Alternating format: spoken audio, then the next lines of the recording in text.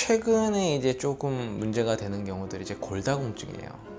그래서 남자분들은 거의 없고요.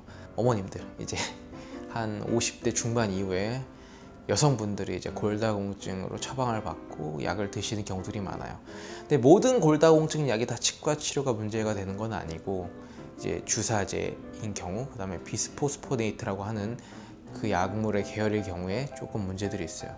그래서 그 어떤 문제가 생기냐면은, 그게 약간 상처 치유를 빨리게 해야 된다고 하나요? 뼈에 관련된 뭔가가 생겼을 때 정상적인 치유가 일어나지가 않아요. 정상적으로 뭔가 세포가 형성이 돼서 뼈가 만들어지는 과정이 되면 어거지로 뼈가 만들어진 형상이 생기면서 그쪽 조직이 다 무너져 버리는. 발치도 위험해요.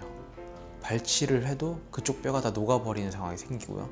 임플란트를 정말 멀쩡한 뼈에 심었는데 임플란트 주변 뼈가 다 녹아버리는 상황들이 발생하게 됩니다.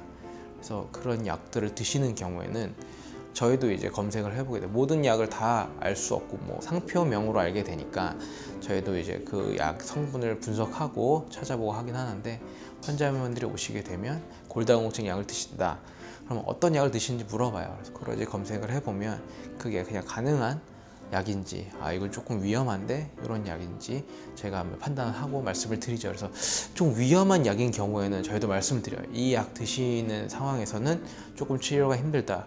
이 약 드시고 적어도 3개월에서 6개월 정도는 지나야지만 치과 치료가 가능하다, 이런 말씀을 드리고요.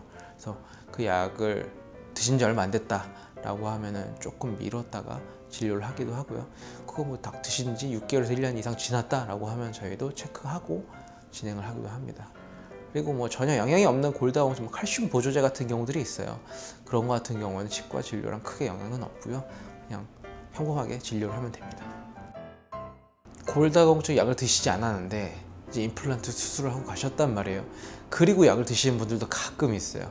그래서 사실은 임플란트랑 뼈랑 어느 정도 붙었는데, 그러니까 소위 말해 성공을 했단 말이죠. 이제 그래서 기능을 하고 있어요. 그런 경우에는 약을 드시는 경우가 크게 문제가 되는 경우는 잘 없었어요. 근데 이제 중간 임플란트 심어놓고 우리가 기다리는, 그러니까 어떻게 보면 이제 임플란트라는 게 뼈에다 구멍을 뚫고 임플란트를 심어놓으면 이제 뼈가 회복을 하면서 임플란트를 감싸는 이런 회복 과정이 필요한 건데, 이 과정 중에 그 약이 들어가게 되면 문제를 일으킬 수 있어요.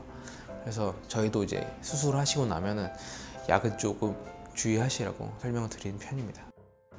그렇게 이제 문제가 된 경우에는 임플란트를 제거해야 되고요. 엑스레이 상에 나와요. 이게 색깔이 이상해요. 막 이렇게 막 뼈가 녹은 것처럼, 염증이 생긴 것처럼 막 변해 있어요. 까맣게. 그러면 그걸 다 긁어내고 그냥 내비두는 거예요. 기다려야 돼요. 기다리면 천천히 차요.